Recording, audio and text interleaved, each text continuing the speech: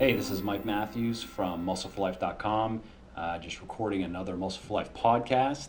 And in this podcast, I'm going to be talking about rep ranges, ideal rep ranges. A lot of opinions out there, a lot of theories out there. I want to share some research and also some of my own experiences with my own body and with working with now hundreds of people. And it's a little bit different than the common kind of bodybuilding advice that's out there. I'm also going to be talking about a few different ways that you can naturally boost your testosterone levels. We'll be talking a little bit about testosterone in general. It's a hot subject. A lot of people wonder about it. How important is it really? Is there anything you can do naturally and so forth? And then at the end of the podcast, I'm going to be talking just about, it's actually an article that I wrote with kind of a spin on referencing the Kardashians and some lessons of success that we can learn from them, regardless of how ridiculous they are. They make a lot of money and they do certain things right, or at least someone planning their life does something right. Let's just jump into it. Let's start here with rep ranges. So the goal when we're lifting weights, right, let's just start with that, is to get stronger and get bigger. I don't think anybody would want to just get bigger and bigger muscles with having no strength.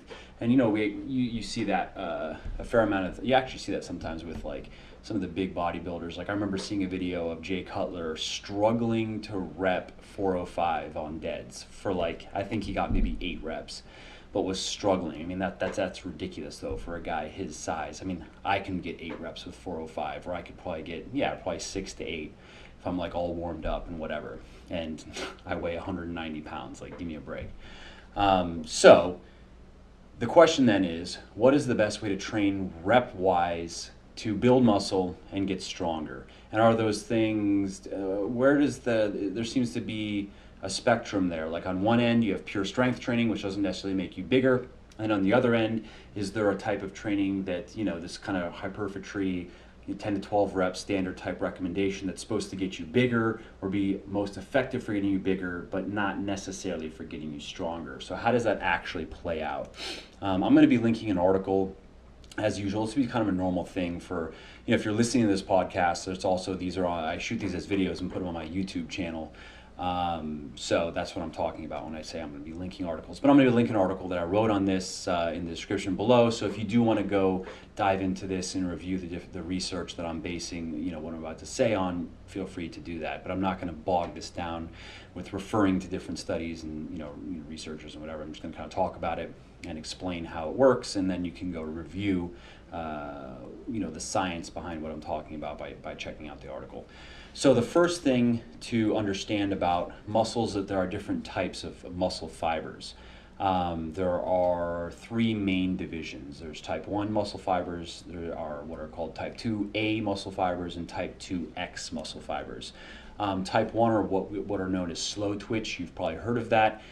They have the lowest potential for growth. They don't produce a lot of force. But they are they're more for muscle endurance. They're dense in mitochondria, meaning they can generate a lot of energy. And this is the type of muscle that, if you were to do a bunch of endurance type training, you go run a bunch or whatever, type 1 muscle fibers, they can contract over and over and over and over. Type 2 fibers are known as fast twitch. Both type 2A and type X, these are fast twitch fibers, and they have a much higher potential force. They can produce a lot more strength and power, but they fatigue very quickly. So these are the muscle fibers as when we get into weight training, we are training for type 2 muscle fibers. And research has shown that the body can adapt the type of muscle fibers that it has based on the type of training that you're doing. This is why I ran across a study. I saved it in my PubMed. I'd have to pull it up to link it, but it's just another study showing that the amount of cardio, the amount of endurance training that you do, just the total amount, not even necessarily combining it within workouts or whatever, directly affects your ability to build strength and build muscle in a negative way. So the more endurance training you're doing, the less gains you're going to make in terms of strength and muscle. Now, it doesn't mean cardio is the enemy. I will link a article below. I'll make a note here. It doesn't mean that cardio is the the enemy if you're trying to build muscle. It's not. There are actually some major benefits relating to insulin sensitivity and other things that I talk about in an article that I'll link. But there is a point where it becomes too much, where it's counterproductive if your goal is to mainly get stronger and get bigger, not necessarily be able to go run 6, 7, 8 miles at a time or whatever. So the type 2 muscle fibers, your body, if you lift a bunch of weights, you can be you can have a lot of type 2 muscle fiber and not a lot of type 1, whereas somebody that maybe is like a marathon runner that runs a lot would have a lot of type 1 muscle fiber and not a lot of type 2. So we all have kind of varying amounts of these types of muscle fibers in our body. And what you need to understand about how this kind of correlates to rep ranges is that when you are training in, let's say, the 4 to 6 rep range, which is what I recommend, is what my Bigger Leaner Stronger program, what it focuses on, that's about 80 to 85% of your 1 rep max. That you are mainly hitting your type 2 muscle fibers, in particular your kind of type 2X muscle fibers, which is what they're called. And as you start raising that rep range, start getting to 10 to 12, you're now starting to focus on the type 2A. And as you get into like the 30, 40 plus, where you do these drop sets and giant sets, set after set, then you are really working with just metabolic stress, and that's type 1 muscle fibers. That's what they specialize in. So with that kind of basic physiology under our belts, the question then becomes, how do we stimulate muscle growth? We want bigger muscles, we want strong muscles, we want dense muscle. How do we get there? So there are 3 primary factors involved in muscle growth, 3 driving forces. One is progressive tension overload, another is muscle damage, and another is cellular fatigue. These are 3 factors. Progressive overload is, once again, I link quite a few studies in this article that I wrote on this, but the research is still a little bit nebulous because muscle growth is actually quite a complicated subject. So with that said, progressive overload is, in my opinion, and also in the opinion of some very smart people like Lyle McDonald, Alan Aragon, and others, that not only have a very good scientific understanding of the body, but work with top tier athletes, top tier bodybuilders. These guys know what they're doing. That progressive tension overload is the most important factor of the 3 in terms of building muscle, especially over time. Don't think with newbie gains, because newbie gains, if you're brand new to weightlifting, you can almost do anything for the first 6 months and you're going to make gains. You won't necessarily make incredible gains. If you're doing everything right in your first 6 months of weightlifting, you should be able to gain 10 pounds of muscle, solid muscle, for sure. I would say anyone can do that if they know what they're doing. So you won't necessarily gain that 10 pounds of muscle by just doing anything, but you will gain something. Not only will you gain some muscle, but when you start lifting, your muscles start storing more water, storing more glycogen, which they get from carbs, so they start to look bigger. You get that pump, that residual kind of pump that lasts for a couple days. So you're gonna look bigger regardless, and you're gonna get somewhere doing anything. It could be the worst program ever, and you will get somewhere if you're new. But that is kind of just like, you take it and it's free. But when training, once those newbie gains end, 6 to 8 months into your training, it won't last longer than that. That's when, if you're not doing things right, if you're not eating right, if you're not training right, you will stick in a rut. And you can make, I experienced it myself. In my first year, I maybe gained 20 pounds or so, not all muscle, but I gained about 20 pounds. And then from that point on, from there to the end of year 7, I think I gained another 20 pounds. And that not all muscle either. Maybe 25, no more than 30, but not muscle. I was about 205 pounds, just 3 or 4 years ago. I was about 205 pounds, maybe 16% body fat, pretty weak. My bench was weak. My squats sucked. I didn't even deadlift. I was weak, really. And my dumbbell bench press was relatively strong, I guess. And that was following this typical type of bodybuilder routine where, I should have been deadlifting and squatting more, but the typical type of thing where I'm doing like 10 to 12 reps and I'm doing a lot of supersets and drop sets and changing my routine and doing all that stuff. And now I'm about 191 pounds or so. Right now I'm about 8% body fat, maybe a little bit lower. It kind of fluctuates, but probably around 8 is a safe assumption. And I mean, my strength it's not even comparable anymore. I've almost doubled my strength nearly across the board, at least a 50% increase, no less, and really also changed the look of my body. So we have progression tension overload. That's the key. And what does that mean? That means lifting heavier weights over time. This is the biggest mistake, probably one of the biggest training mistakes that I made. Focusing just on 10 to 12 reps is a mistake, but even more so is the fact that I got stuck into doing the same amount of reps, the same weight week after week after week, or only slowly increasing these over time, like very slowly. That will stick your muscle growth faster than anything, because the bottom line is, if you're going to get bigger, you got to get stronger. And yes, it's true that neurological adaptations can occur in muscles that cause them to get stronger without getting bigger. That's been proven. But that only takes you so far, because you have the muscle fibers that you have, and you can increase their ability to contract for your body to recruit as many fibers as it has, and to contract them very forcefully, right? So that's increasing strength. It doesn't necessarily increase size, but that will only go so far. You know, there is a point where your body can't optimize the fibers that it has anymore, and it has to add to them, and that's big. That's muscle growth.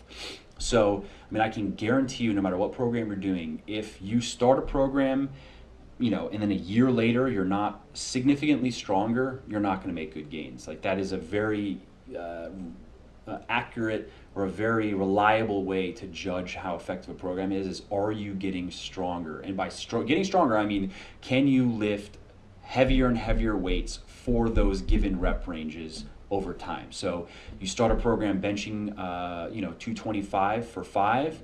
If you're not benching, it's hard to put an exact number to it, but if you're, after a year you're benching 245 for 5, that's not good. I mean, you should be able to go, if you start a program, 225 for 5, and you're working on it well, you should probably be able to hit, I would say, the 275 for 4 to 5 or so, in a year of good work. Maybe even higher, depends on your body.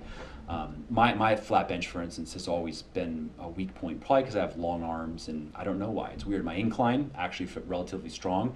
My flat, it's not weak, but it's not as strong as it should be. Like, I should be able to, probably for where my body's at, I would expect that I could at least get 3 or 4 with 315, but I could maybe get 1 with 315. So maybe not even. I haven't one rep my flat bench in a while. Maybe I'd be around 300. Anyway, so that's progressive tension overload. Very, very important, very key. The next thing is muscle damage, and that refers to just that. This is damage caused to the muscle fibers. There was a paper I was reading recently where they actually cut open a muscle after somebody had worked out, and they saw that it was bleeding. There's actually it's inflamed, it's bleeding in there, so there's damage, and the body has to repair it. This repair leads to growth. So that is obvious why that's an important factor. And then we come to this cellular fatigue factor, and that means pushing the muscle fibers to their metabolic limits by doing a bunch of reps, right? So this is a factor on muscle growth, but the problem is a lot of programs that people are following, they emphasize cellular fatigue when it's of a lower importance. What you want to be emphasizing is progressive tension overload. That really needs to be the emphasis. And then muscle damage would come after that. And you don't cause very much muscle damage by working the 10 to 12 rep range when you can't lift very much weight. And that's like a huge problem that when I see these guys in the gyms, especially newer guys, when they're trying to train in that 10 to 12 rep range, but they're so weak they can't really push any real weight for that amount of reps. It just doesn't cause much damage. And also, anyone who's trained like that for a while, you know how hard it is to get stronger over that rep range, because by the time you hit the 7 or 8 rep, you're burning, you get that last lactic acid buildup. It's much easier to increase strength when you're training in a lower rep range, and I'll get to that in a minute. But those are the 3. You can think of them as pathways for muscle growth, and you can target each of those, right? So certain type of training is going to emphasize this progressive tension overload, and certain where you can emphasize on the muscle damage or emphasize cellular fatigue. So what you want to be focusing on is the not pump training. Don't think of going in the gym to get a pump and that's going to be that's doing a bunch of reps and you feel great and you know you look you'll maybe carry a little bit of that pump for a day or so, and then it deflates. If you've ever experienced that, you know how annoying that is. I used to hate that. Where like, you know, you work out a body part and then it would, you know, for a few days you're like, all right, I look pretty good. Like you have a little bit of size, okay. And then, but by come Sunday, come the end of your week where you're about to start again, and you're like, where do I even lift? Like, what even happened to me, right? And that's that focusing on just getting a pump. It just doesn't build enough muscle over time. And although I haven't seen any science on this, and if anybody has, please share it with me because I would love to see a study on this. There seems to be something about focusing on heavier weightlifting, building denser muscle that just looks harder and denser. Might be bro science, I don't know. There seems to be an anecdotal connection there. I mean, I seem to see it with my own body, and then I've seen it with other people, and I don't know why. But there does seem to be a connection there that the people that have that dense, and it's not just getting lean, because there are guys that get lean, but they'll have just a softer, puffier kind of look. But guys that get lean and have that rock hard look generally train heavy. Why that is, I'm not even totally sure, but it's worth mentioning, I guess. So let's now talk about two different types of muscle growth, or muscle hypertrophy would be the more technical term. Although this is disputed, many of the smarter people in this industry acknowledge that there seems to be some validity to it, so I'm going to go with it until at some point we may understand things better. But you probably have heard of myofibular hypertrophy and sarcoplasmic hypertrophy. Myofibular hypertrophy refers to an actual increase in the size of muscle fibers. Myo means muscle, and fibril is it's a thread-like kind of cellular structure, which is how the muscles are. When you look at a picture of how they're a bunch of fibers that are wrapped around, and then those bundles are all together wrapped around. Anyway, so that's what myofibular is. And sarcoplasmic hypertrophy is an increase in the volume of the fluid, and then you have like non-contractile, meaning they don't contract, components of the muscle, like glycogen, which is stored in the muscle, water, minerals, and stuff. Sarco means flesh, and plasma, or plasmic, refers to plasma, which is it's like a gel-like substance in cells. So you have this myofibular and you have this sarcoplasmic hypertrophy. And when we look at rep ranges, we look at a continuum of like very, very heavy, right? Let's say you're just doing 1 reps to like 40 plus rep kind of whatever, you know, super giant drop mega sets or whatever. What is generally true is that heavier weightlifting kind of it preferentially increases power and it induces myofibular hypertrophy.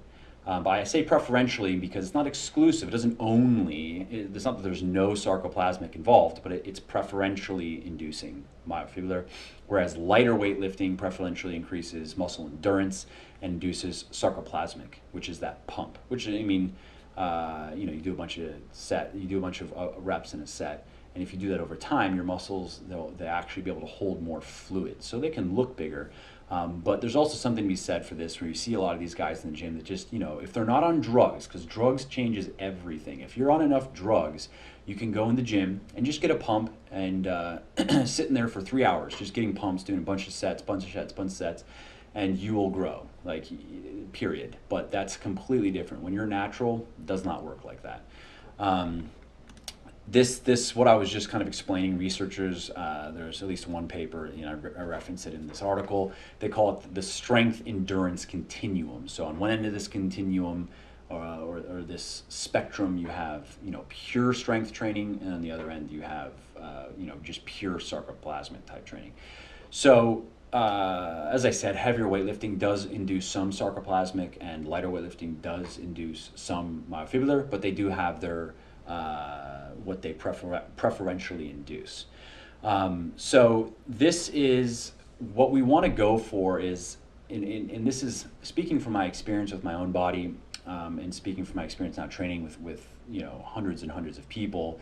You want to focus on inducing myofibular hypertrophy. Yes, sarcoplasmic hypertrophy has a place in a natural weightlifters program, but it doesn't build that strong foundation of muscle and strength that you really want to be. That's your goal when you start weightlifting. Like, you want to put on that first 40 pounds of muscle in your first 2.5, 3 years, and you want to build your strength, you want to be getting your lifts up to an advanced level, and you don't do that by doing a bunch of high rep drop set, superset, 10 to 12 rep stuff. I tried it myself for years and years and years, and not only it didn't work for me, but that, of course, that's just me. But on top of that, you start looking at the research, and it agrees. And then now, in working with, like I said, I've worked with so many people now, and I just see it again and again and again. And you've probably seen it as well. Like I said, if you've been in gyms long enough, and you've seen how people train versus how they look. And a lot of times guys are on drugs and training badly, and they look terrible, generally because they don't know how to diet, or they don't know what they're doing with drugs, and they're taking someone's advice and whatever. So this is why I focus on the 4 to 6 rep range. In my program, what I'm actually doing myself is going to be in a follow-up book that I'm writing. I'm just wrapping up.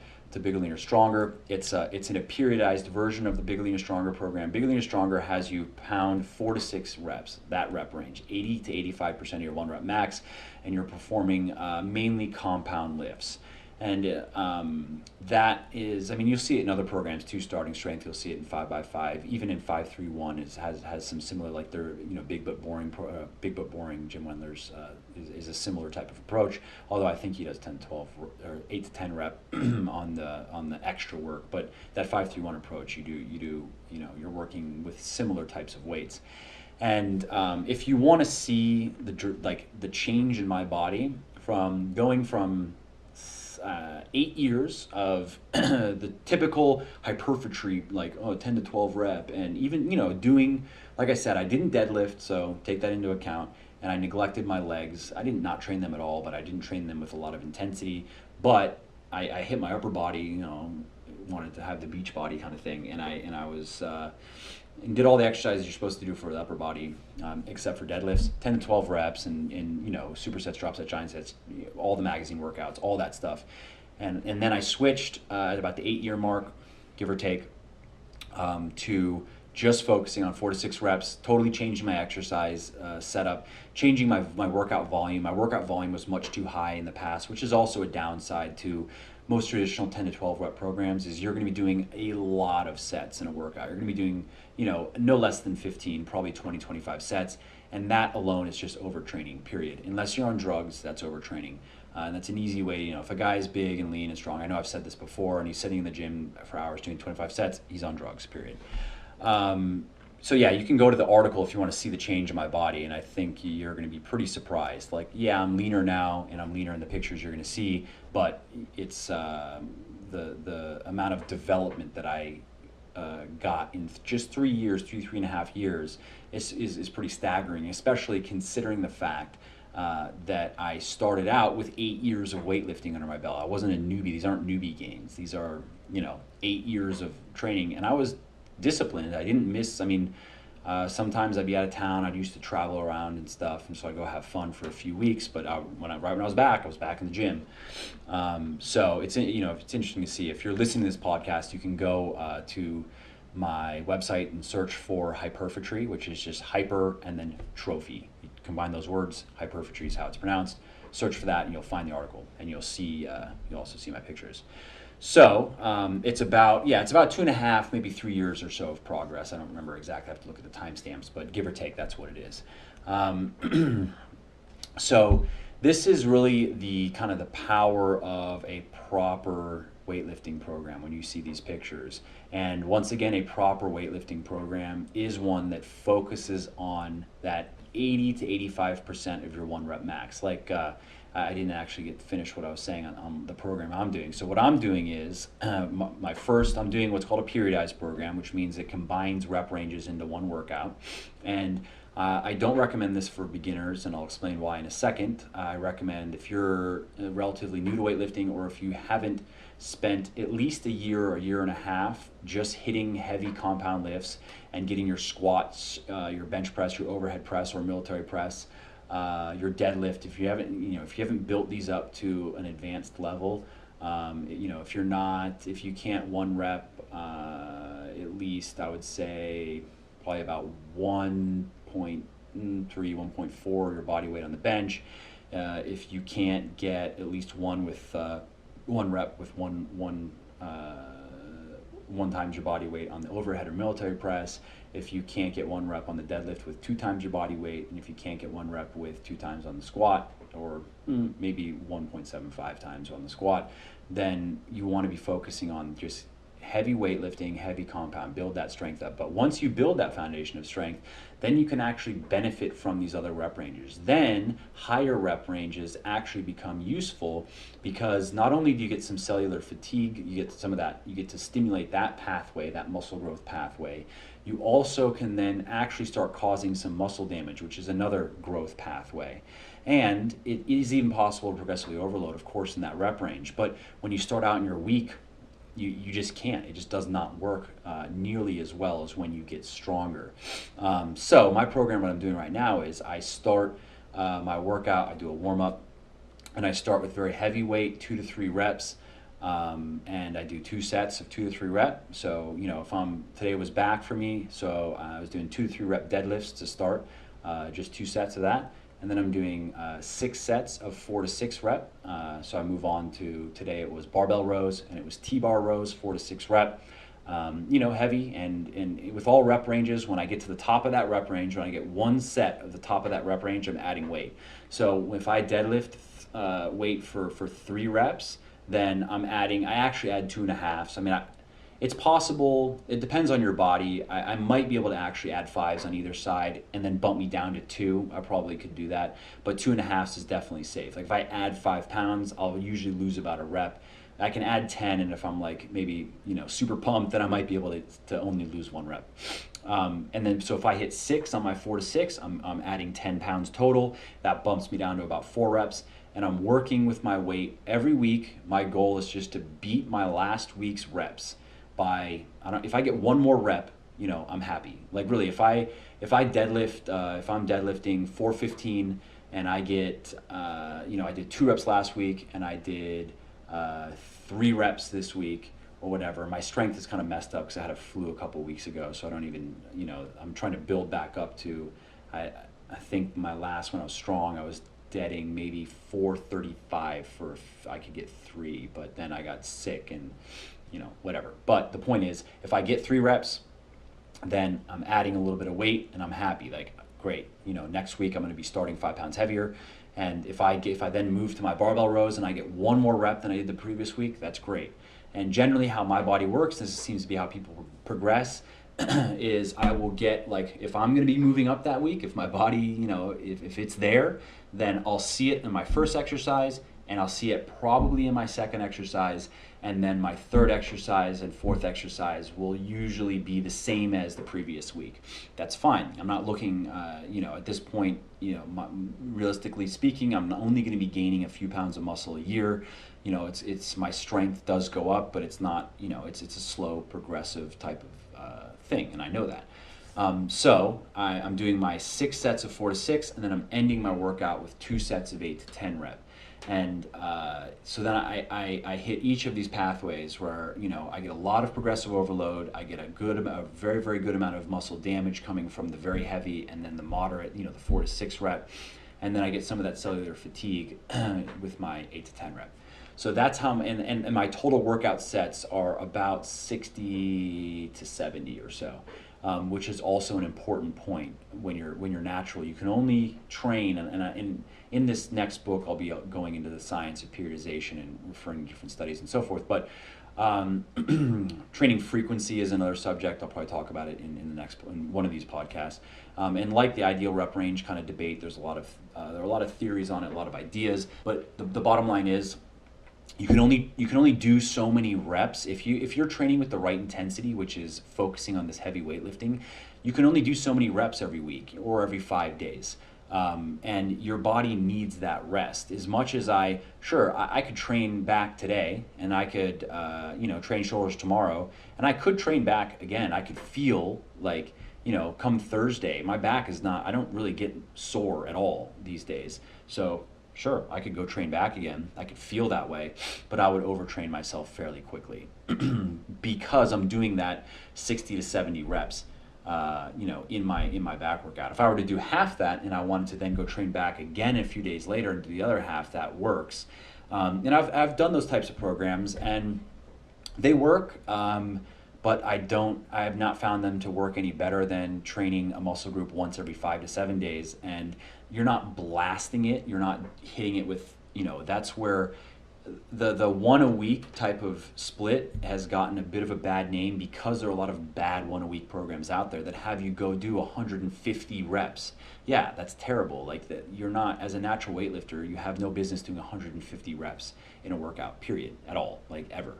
So if you are training with the right amount of reps in a workout and you're training with the right intensity, the right amount of weight, and you're doing the right exercises, you can do very well on a once a week or a once every 5 days type of split. You don't have to train your muscles you don't have to hit each major muscle group every 3 days to make gains.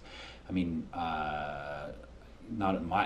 not the only proof of this. You can just go on the website and look at success stories and look at all the people in there that you have guys that lost fat and built muscle, and you have a lot of guys that started out skinny, and of course those types of transformations take longer to be the oh my god. But you have guys that they start the program and they gain 22 pounds of muscle their first year. Like, and I have guys that have just they went and got DEXA scan just because they wanted to, like DEXA scan before, they DEXA scan in the middle, DEXA scan after. It's not them just like weighing themselves and saying they gain muscle, you know what I mean? So that's how I'm training, and that's going to be it's for advanced weightlifters, and that's the new book. The focus is going to be for advanced weightlifters. But if you're at that point where you've been focusing on your heavy compound weightlifting for a couple years and you're strong, this type of program would be great for you. I mean, I don't know really where to go. Like, my kind of idea for people that are getting into weightlifting is they would start with Bigger, Leaner, Stronger. They would do that for 1 to 1.5 years. They would learn how to diet. They would end that period 20 to 30 pounds, 25 to 35 pounds heavier in terms of muscle. They're going to be relatively lean. And then they would make the transition to this what I'm calling Beyond Bigger, Leaner, Stronger program. Now they're going to be working in some periodized training and then with their diet. At this point, they're going to want to probably get really lean, so I'm going to be talking about some more specific strategies for that. And then how to not mess your metabolism up so you don't, because that's you really, I'll talk about this in another podcast too. Metabolic damage is just a big problem if you don't know what you're doing when you want to diet to get really lean. If you just keep on reducing your calories, and then you leave them low, and then worse is where you crash your calories, you severely restrict them, crash your metabolism, get lean, and then start pounding food, put body fat on very quickly, but your metabolism doesn't rebound, so you're now burning less energy than when you started this whole debacle, but you got fatter than when you started now. But now you're like, let's say you started you're dieting at 2,800 calories a day, and you crash it down to 1,500 calories a day, and you ride that out until you hit your body fat percentage. You just suffer through it, and then you hit it, and maybe it's for a show or maybe it's for whatever, and then you're like, okay, and you start pounding food. Over the next couple months, you gain that fat back, or maybe you even gain more fat back, so you're fatter than when you started, but now you're only eating 2,300 calories a day, and you're maintaining that fatter look, and you're like, what the hell is going on? Well, that's metabolic damage. So I talk about how to prevent that, how to reverse diet correctly, and some other things in this other book. So yeah, that's basically what I wanted to say about rep ranges. To summarize, focus on the 4 to 6 rep range, or 5 to 7 rep range, or 6 to 8 is maybe, it's okay, but 4 to 6, 5 to 7, focus on that rep range. It's not that you can't include anything else in your workout, but do at least 6 to 9 sets in that rep range of compound weightlifting for every workout. Even arms, get as compound as you can, you know what I mean? Barbell curls as opposed to cable curls or machine curls or preacher curls. Barbell curls, dumbbell curls, hammer curls. I don't use machines really at all these days. Lat pull down I use sometimes, try push down I use sometimes. Just a handful of machines that I use. So that's really like the main message I kind of want to send on that. If you want to include some higher rep work, if you know, having a pump is great, whatever, that's fine. Do it after your heavy weightlifting though. If you want to go do a few sets, you know, you want to do your 6 to 9 sets of heavy weightlifting, and then you want to do, let's say it's chest day, you like flies, you like to get a pump, whatever, totally fine. Do your 6 to 9 heavy, and then go on the fly machine and or the fly, you know, do some dumbbells or go on the cables, and then do that in the end. That's okay. And you know, if you want to like know more about this type of training, I do recommend you read my book Bigger, Leaner, Stronger, because it goes into how to program your workouts, and it comes with a bonus report that gives you a year's worth of workouts all laid out for you, and it teaches you a lot about dieting as well, because you can train perfectly, but if you don't eat right, it's not going to do much for your body. You know, a lot of people say diet's everything, diet's everything. I wouldn't say it's everything. I'd say diet and training are equally important though. If one's out, the other one is going to be irrelevant. You can have an impeccably perfect diet, but if you don't train correctly, you're not going to make gains, and vice versa. So yeah, so that's all I want to say about that. Let's move on to the next point here, which is ways to boost your testosterone levels, natural ways to do it. First, I just want to kind of preface this with that boosting your testosterone levels is not as important as some people think, or I even say many people think, especially when it comes to gaining muscle or gaining strength. The fact is, it's really not going to make that big of a difference, and this is research has shown this. I'll post an article in the description below where I go into this. But basically what it boils down to is natural fluctuations, because you have a range, and testosterone is measured in nanograms per deciliter. So you have a range of, you know, let's say 300 to maybe 900 or so, given your age and whatever, your genetics and circumstances and whatever. And if you're at right down the middle, somewhere around 500-600 or so, you're going to, you know, you're going to feel good. That's normal. But if you bump that up to 800, you'll probably feel a difference. You'll probably have a better sex drive. But that's not going to mean that you're going to build more muscle in the gym. This has been proven scientifically with clinical research. So that's why, you know, don't go chasing these test booster, you know, type products that say that, you know, increase your testosterone by X%, build more muscle, blah, blah, blah. Where higher T levels are more relevant actually is fat loss. Naturally boosting your testosterone levels could help you lose fat a little bit quicker. Now, I say a little bit quicker because, you know, let's take that example of going from 600 NGDL to 800 or so. Will that really, like, what will that actually translate to in terms of added fat loss? Can't say exactly.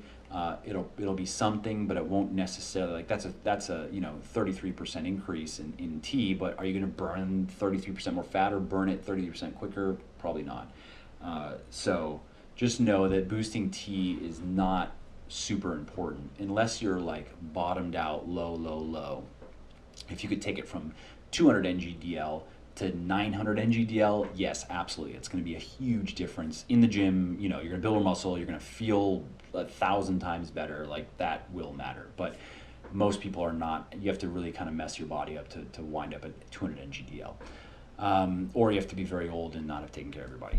So let's just go over a few things. There are vegetables, certain types of vegetables that actually have a substance in them called, it's just shortened to I3C, indole 3-carbinol. I might actually be pronouncing the indole, maybe indole, but I think it's probably indole 3-carbinol.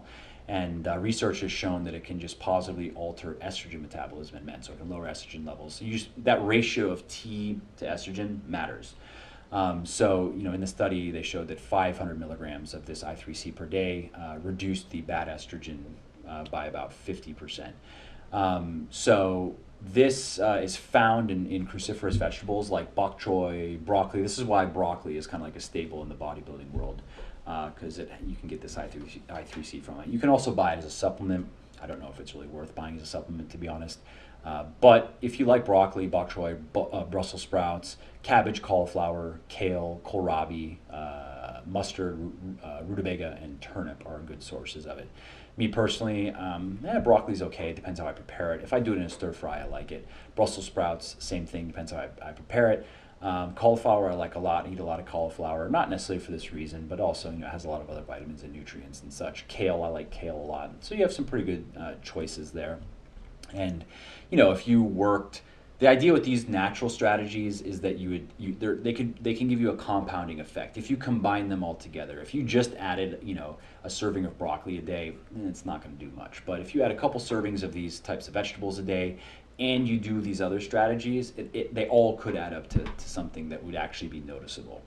So the second strategy here is eat more meat. Protein from meat is particularly helpful, just because studies have shown that meats increase testosterone levels, and then that of course can increase to it also can increase levels of lean mass.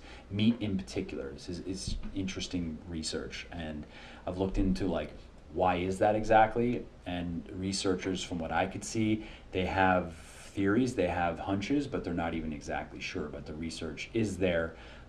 There's one study I referenced in the article that I'm going to put in the description below that had two groups of men follow a weightlifting program for 12 weeks, and by the end of the program, all had progressed about equally in strength, but only the meat eaters had enjoyed significant muscle growth and fat loss. So there is something to meat, and it doesn't necessarily mean red meat, fish, chicken, turkey, pork, buffalo, and so on, flesh. There is something to it in terms of optimizing hormones and building muscle. I haven't been bulking in a while, but on my last real bulk, I would eat probably about 1 to 2 servings of red meat a day, give or take. Some days it would, I wouldn't, but that was generally what I would do. And I eat now when I'm just cutting and maintaining. I eat a few servings per week. At the time of writing the article, I'd eat 4 or so. But these days, I've been trying different things. I've been trying ground turkey. I've been trying. Of course, I do chicken, but doing different types of sausages, lower fat sausages, and pork and stuff, and just kind of mixing it up. So another important point for optimizing your T levels naturally is eating enough healthy fats. The reason why I say healthy fats is this is not saturated fats are not the enemy. Saturated fats are solid at room temperature. Stuff you'd find in meat, in dairy, coconut, oil is saturated fat. Whereas unsaturated fats are liquid at room temperature, like olive oil and vegetable oils and so forth. So healthy fats, they do significantly impact your testosterone levels.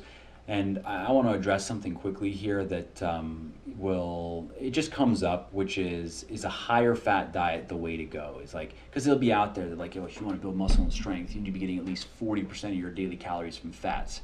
I disagree. When you look at medical research in terms of fat intake, right around 20% of daily calories from fat is totally adequate for all bodily what your body needs on cellular level, because fats are used to produce hormones, fats are used for cellular regeneration and other things.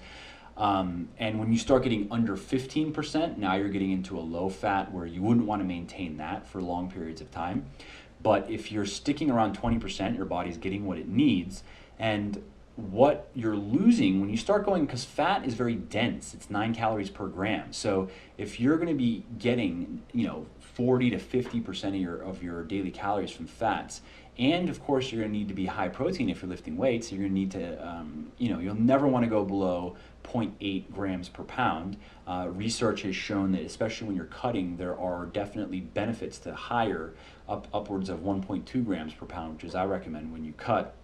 Helps in preserving your lean mass, which is really the goal when you're a natural weightlifter, is don't lose muscle.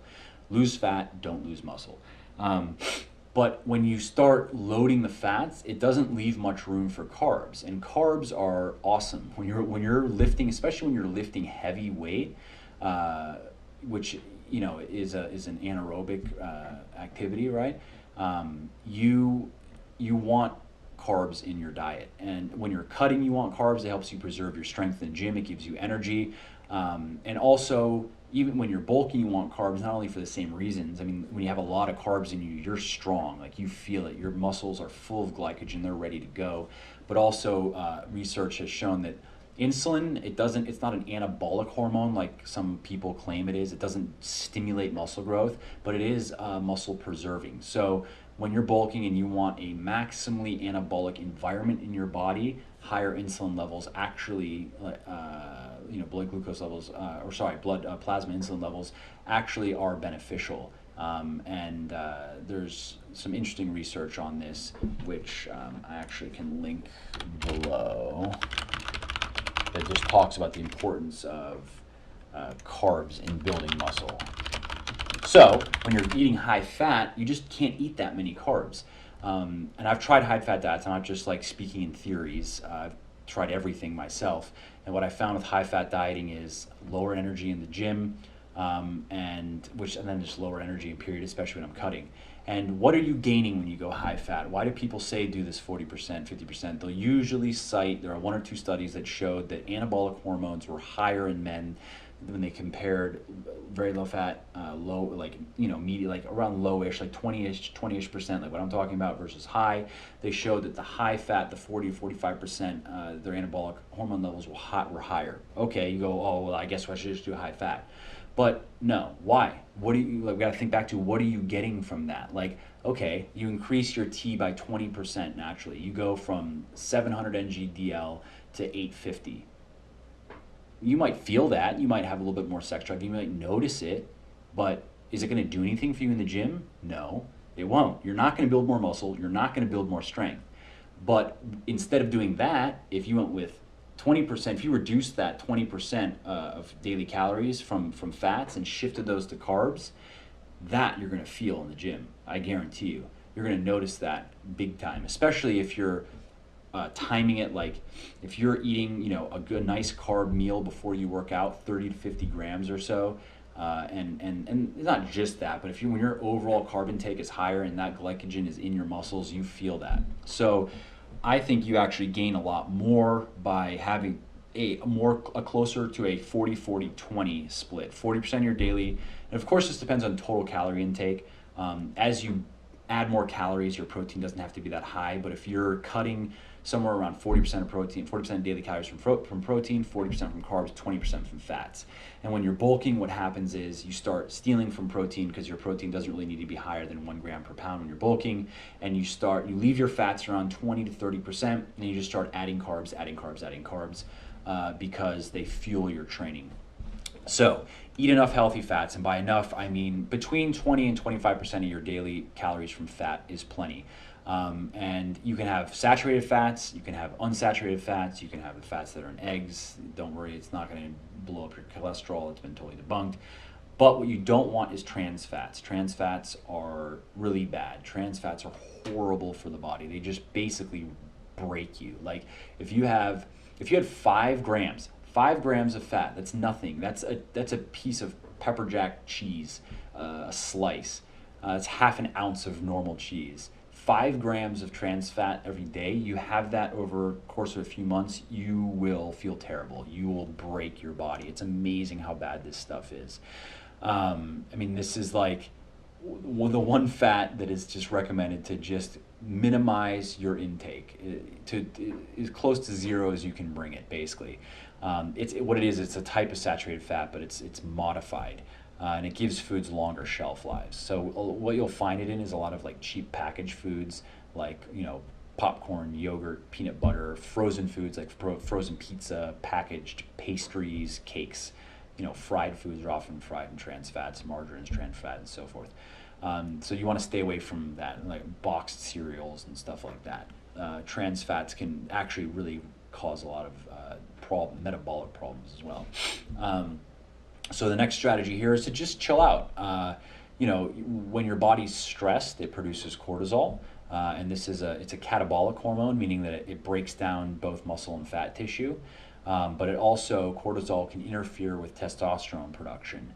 It also increases your appetite, and it can promote the accumulation of belly fat if there's an energy surplus. Of course, you can't gain fat if you're not giving your body energy to store it with, but if you're in an energy surplus and you are very stressed out, you can gain more belly fat, basically. So cortisol, just so you know, it's fine. Like you go work out, your cortisol levels spike, but that's good. That's what you want. Your body's responding to the physical stress. It responds by breaking down fat cells, causing that muscle damage. There's physical muscle damage from the weight, but cortisol also plays a role in that. And then when you're done working out, your cortisol naturally comes down to a normal level, and all is good. But if you're chronically stressed, your cortisol levels are going to be chronically elevated. not good. It suppresses testosterone among, causes other problems as well. So a simple way to deal with that is, I understand having a kind of a stressful life or having things to be stressed out over. I have a lot of work, I have employees, I have this, that, I, need to make so much money for this and do all this stuff, and I understand. And so, what I've found is helpful is to kind of have, regardless of how much you work, regardless of what's going on, take a little time for yourself every day, have a little routine that, you find relaxing. For me, it's reading, it's watching. I don't watch much TV, but there are a couple TV shows. I'm waiting for Game of Thrones, waiting for that to come back. I did Breaking Bad, that's great.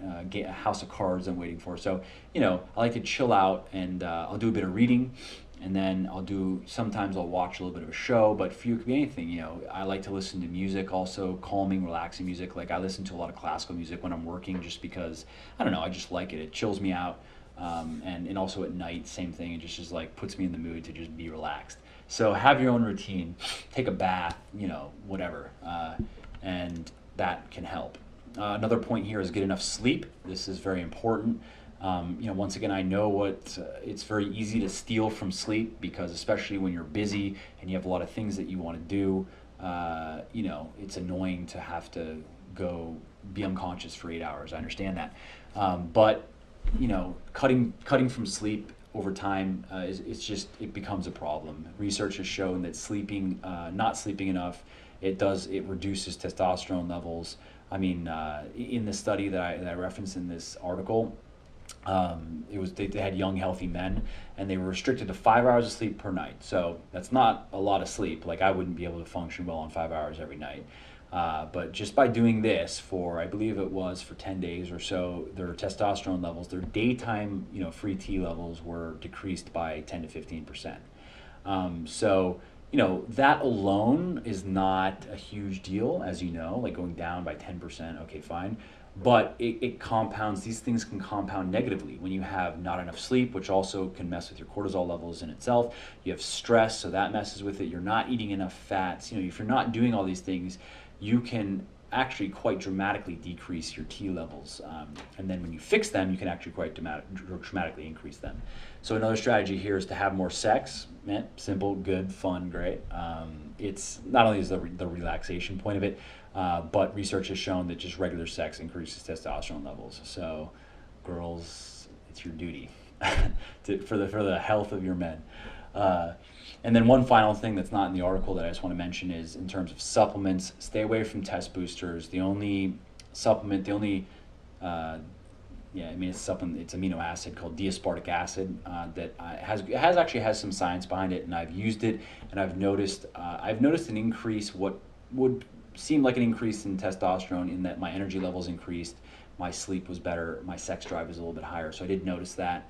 I don't really care. I don't take it right now because I don't, it's not worth spending the money on, but I'll try different things as I come across them, as I see research, and just, I'm pretty skeptical. I'm not immune to the placebo effect, but I'm pretty skeptical. So, whatever, I do my best to try to just take the pill and see what happens.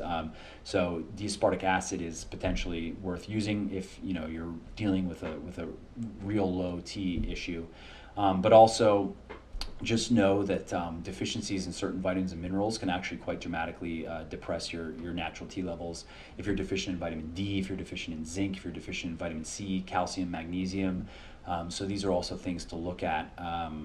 And I have it on my list of things with Legion, my supplement company, legionsupplements.com, if you're interested. I have it on my list to look into doing a male optimization type of product. I would never sell it as a test booster because I don't like that, and that marketing just turns me off. But something like with these different vitamins and minerals, everything that has, where if you're deficient in them, it's going to make a difference. And maintaining optimal levels of them is going to optimize your hormones, would be the idea. It'd be an interesting product. I would like to take it myself, mainly just from that point of like, well, if I have a deficiency, I would like it corrected. And it's so easy these days to have deficiencies in vitamins and minerals and such, because I eat good food. I eat organic vegetables and fruits, which I need to do an article on on the whole organic thing one of these days. But there's a lot of controversy. However, there is good science to show that in the case of certain fruits and vegetables, organic does have more nutrients. And that's what I'm going for. I'm eating the vegetable, not for macros, not for carbs. Like, yeah, sure, I can get some carbs from it, but I want nutrients. That's what my body needs. So anyways, I eat organic and such, but even that, it's just the general quality of food is kind of just declining. It's hard to get everything your body needs, which is also why I do take a multivitamin supplement. I know, there's this latest research that came out and all the stories saying that multivitamins are worthless and so forth. Okay, but one, if you look at the types of products that they're looking at, yeah, those types of products are worthless. Centrum 1 a day, worthless. Stuff like that, okay, it's low quality crap. You get what you pay for. But higher quality types of vitamins, yeah, it's not going to turn you into a superhuman. It's not going to necessarily prevent disease, but your body does need a lot of vitamins and minerals. I'll link an article where I go over all the different types of essential vitamins and minerals that your body needs, and all the different types of foods that contain them. But it's hard to, you really micromanage your diet to that degree where you're like, all right, today I'm going to get my vitamins this from these foods and this is from those foods. No. We try to eat healthy. We try to vary the different vegetables we eat and the fruits that we eat, and we try to eat our meats and such. And what our bodies are, we're going to be getting probably too much or more than we need of certain vitamins and minerals, and not enough of others. So I take a good multivitamin simply to balance out any deficiencies and just keep my body in as good as health as I can. So that's all I want to say about the testosterone subject. Let's move on to the final thing here, which is this Kardashian. The name of the article is The Kardashian School of Getting Rich, which, I don't know, whatever, it's some silly thing. But basically what I was doing is just kind of looking over the Kardashian world and seeing like, well, what can we learn from them? Are there like some, lessons on success? Because they are very successful. I think, I've seen the show before. Obviously, I'm not a fan. But it seems like the girls themselves are all just morons, and the mom seems to be smart. That'd be my guess. It looks like the mom is the real businesswoman, the real mind behind what is going on, and the girls are just like, whatever, and they just go on and tweet and stuff and be on magazine covers. Might be wrong, but that's how it seems. Anyway, so the big thing, I think the big lesson here is that they get attention. If you can get attention, you can get money, especially if you can get positive attention. I mean, you get enough negative attention, no, but you get attention where people, and it doesn't, they like you, or they like what you're doing, or they admire you for something. You get enough attention, you can make money. And they get crazy amounts of attention, these girls. I mean, in this world of celebrity gossip, which, being on these magazines where it's like so-and-so broke up with him and this person's screwing this person or whatever, I guess it really kind of boils down, to positive attention for that world, because people buy the magazines. I guess you judge your star power by the amount of exposure you have, and if you're keeping yourself out there, and people, if they're not personally offended, they don't see it and go like, oh my God, I can't believe that. You know what I mean? If it's just like, oh, the husband cheated and now she's with another dude, and people are like, oh, then I guess that's it's positive attention. So these girls get a ton of attention, and so I was kind of looking at that, going, okay, I can see that. So what are we gonna do? Are we gonna make sex tapes like Kim Kardashian and get a bunch of attention? No, that's not what we're gonna do. So what are some ways that we can get attention that actually are valuable? And came up with a few. So one is this idea of be so good at something that they can't ignore you. I really like this advice. I mean, this is a quote from Steve Martin, and it was in he has a cool autobiography. I mean, he's a funny guy. If you like Steve Martin, you'll like it. I believe it's called Born Standing Up is the name of the book. And in the book he shares insights, his success and what he's achieved and so forth. And that's his main advice, is be so good at something they can't ignore you. And that's awesome. It's so true. That if you want to really get attention at something, you have to excel at something. I mean, this is like such a basic, simple thing that a lot of people miss when it comes to making money or building a career. You don't have to be the best in the world. You have to be world class. And that's, to get world class at something is that journey starts when you're 3 years old. And by the time you're 20, you've spent, 15,000 hours doing something, and you had probably a little bit of, you know, depending on what it is, if it's like a sport, you probably had some already physical advantages to begin with and whatever. But you don't have to be world class, but you have to be very, very, very good. You have to get to that point where somebody sees you doing or what you've done, and if 10 people see it, 7 are impressed. They're like, wow, that person's really, really good. When you can do that, you are in a very good position to be successful. And these days, I mean, especially with the internet, you can make money with just about anything, any skill that you can, build up to that point. Just about anything, you can figure out how to make money with it. I mean, I think of something like, video games, right? Like, that are generally considered, a complete waste of time. Like, yeah, sure, you can kill some time, but to spend a ton of time playing video games, pointless, right? But then you look at some of these big video game players, these people that are popular, and they have their streams. And some of these guys, they're making a living off of just streaming them playing video games. People watch them playing video games, and ads get played. So these are people that have gotten so good at, like, Call of Duty, or a game like what's that game? League of Legends, right? Where it's like your little guys fight and stuff, whatever. They get so good at these video games that they'll play it, and they'll have 40,000 people at any time just watching, 50,000 people, whatever, watching them play the game. Run ads. Some of these guys are making $50,000 to $100,000 plus a year playing video games all day.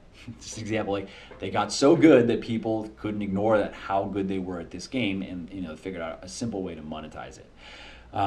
So that's one very, very important lesson in terms of getting enough attention to actually achieve great success in any field. And of course, what does it take? It takes thousands of hours of work. That's what you should, if you're going to say, I'm going to do this, I'm going to get so good at blah that they can't ignore me, know what you're committing to. You're committing to, I'm going to spend, it's going to be probably no less than 3,000 hours of work. Maybe if you're like, you just have a very, very good aptitude for something, you could achieve that in 1,000 to 2,000 hours.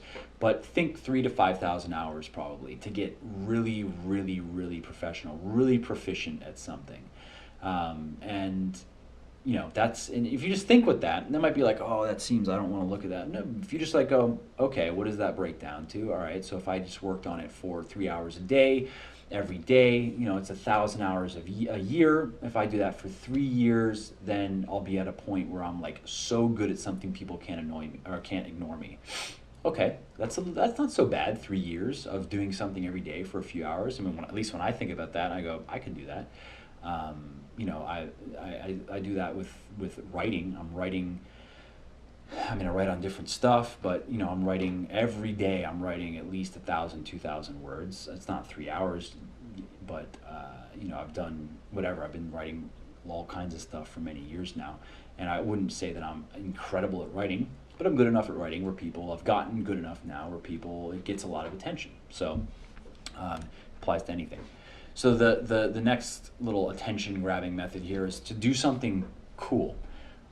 Do something that's just different, that gets people's attention. I share a story in this article of this lady who lived in Alaska. So think about this: stay-at-home mom, lives in Alaska, in the middle of nowhere, and she decides, and she's into building stuff, carpentry, right? So she starts a blog, okay, and now it's massive. Now it's like tens of thousands of dollars a month in advertising revenues, millions of page views every month.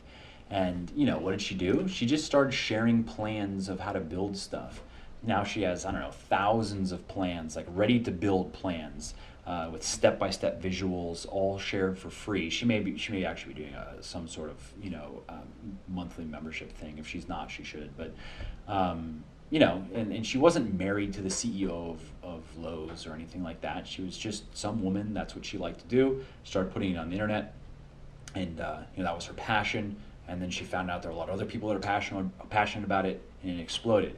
But it was cool. What she did is different. She was probably one of the first to really put these full, and it's cool stuff what she's building too. Obviously, she has a style that resonates with a lot of people, and that's it, and it exploded. So it's like, just do something. If you have an idea that you think others, to you, you go, I think that's cool. Well, that's enough. There could be, who knows? I mean, her name's Anna White, this lady. She didn't think that there were like millions of people out there that would be into woodworking and creating this furniture, especially the style she had as there are. She just went and did it. So it could be the same thing. Your idea could resonate with, maybe it doesn't resonate with millions, but maybe it resonates with hundreds of thousands. But hundreds of, if you have a tight community of hundreds of thousands of people, I mean, there's your living, and doing something that you love and working with people that love the same thing. I mean, it's great. So if you have an idea, just do it. Chronicle your adventures, share them online, and that could turn into a whole thing. Also, I mean, if blogging is not your thing, with YouTube, with just the internet and how quickly you can get content out there and get noticed. I mean, it's just like you hear these overnight success stories, and I actually I don't aspire to those kinds of things, and I don't use those things as like, you can be an overnight success story too. But the truth is, if you do something very cool, you can get massive exposure very quickly. Things can go viral very quickly, more so now than ever. So that's that method. And then the final method I want to talk about here is to be startlingly honest. So there's something just kind of like refreshing about somebody that is very open about how something actually is, goes against kind of like what the veneer is, and goes and says, this is how things are actually working. This is what's right. This is what's wrong. This is what's acceptable. This is what's not acceptable. Of course, this is abused. This is a marketing tactic. Everybody knows that. But when somebody speaks the truth and other people can see that, if somebody actually is telling the truth and other people, go, I think this guy's telling the truth. I think this girl's telling the truth. I don't think this is bullshit. That is very, very powerful. In the article, I share the story of Ron Paul, the politician, right? Whether you're a fan of his or not, if you just look at kind of like what he did, right, for many, many years, he was kind of just this nagging old guy in Congress. And he wouldn't stop talking about things that you're not supposed to talk about, like the Federal Reserve and psychiatric drugging of children, and our involvement in the Middle East and so forth. And he was ostracized. Obviously, he never was like part of the congressional elite. He wasn't ever admitted into that group. But his message, right, just by being consistent and saying this is how things are. And then, of course, talking about here's what's going to happen next. And then people say you're crazy. And then 10 years later, it happens. And enough of that. And people go, this guy actually is telling the truth. I mean, now he's kind of the spirit of a movement that's millions and millions of people strong. And it was once kind of just shunned as a nothing. So telling the truth, and I mean, being kind of like, I wouldn't say shocking, I wouldn't say sensational, but willing to be a bit controversial, and not just kind of towing the line, not spouting the same stuff that everybody else spouts, is very valuable. I mean, I have, even if it seems a bit brutal, I think that attacking other people is not the way to go, but attacking unfair practices or things that are not right, and kind of saying this is how it should be is very valuable. I mean, I have experience with this with my work, talking about a lot of the scams of the fitness industry, and because it's not just about the money that people lose. Like, okay, fine, you can lose a few $100s on supplements. Most of us can afford that.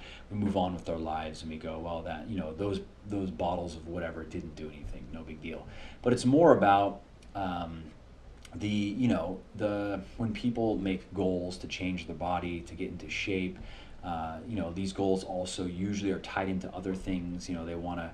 Let's say someone's very out of shape, their body's not feeling good. It's hard to operate well in life when your body's like that. So, they want to handle their body, they want to get in shape, they want to get fit, and then there are ramifications of that. Maybe that means then if they're single, right, they can get a boyfriend or girlfriend or a husband or a wife, or maybe it'll give them the confidence to move in their career or move toward other goals or whatever. They're getting fit is not just about looking good, in my opinion. So when a person has that goal and they start looking for, okay, so how do I do this?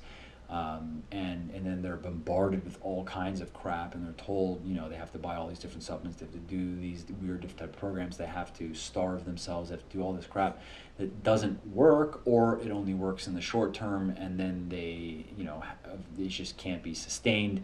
It then gives them that failure, which sucks. And then, if they try to go again and then they fail and try to go again, a person can only take so much of that before that original purpose just dies, until you just go whatever, and then you adopt some, my hormones or, whatever, my genetics, and you just kind of leave it at that, and you just sit in apathy on that, and that sucks. So that's what I really don't like about this industry, and about, you have the people that are just like taking these people's money, to sell them that crappy course, or sell them that crappy book, or sell them that crappy supplement, and those people move on with the money and whatever, but then they're leaving somebody there with, they didn't just lose $50 or $100 or $200, but that might have been the last, that might have been the fifth and final attempt this person was going to make to really try to make a change, and then now it doesn't work, and now they've just abandoned it, and that sucks.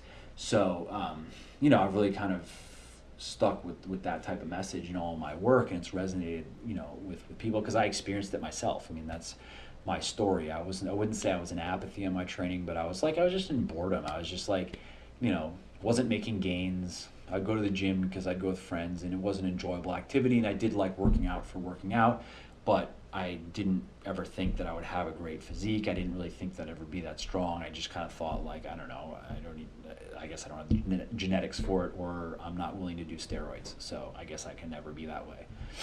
But it's not true. So that's what the kind of three methods I think that you can use to get out there, get attention, get people coming your way. And then if you're willing to do that, and you're willing to help people, you can always figure out how to make money from it, and you can eventually turn into your whole thing. So that's all I wanted to go over on today's podcast. I hope you liked it. This is the second week in a row. I said I'd do one a week, so I'm keeping my word here. I'm going to continue. The plan is one a week. If things get in the way, I'll try to schedule it around, but worse to do one every 2 weeks. So if you like it, please subscribe. If you're listening in iTunes, you can subscribe, obviously. If you're in YouTube, you can subscribe to my channel. I'm going to be posting some other videos too. I just have to fit it in terms of my schedule, but I'd like to shoot shorter videos just talking about individual subjects. So that will happen. It's just I have to wrap up some other things first before I put the time into it. That's all. So yeah, I hope you like the podcast, and head over to my website. www.muscleforlife.com is where you can find me. I respond to all comments and all messages and all emails and stuff myself, and so any questions that you might have, I probably have articles on it, but if I don't, I'm open to helping you out. So thanks again, and I'll see you next time.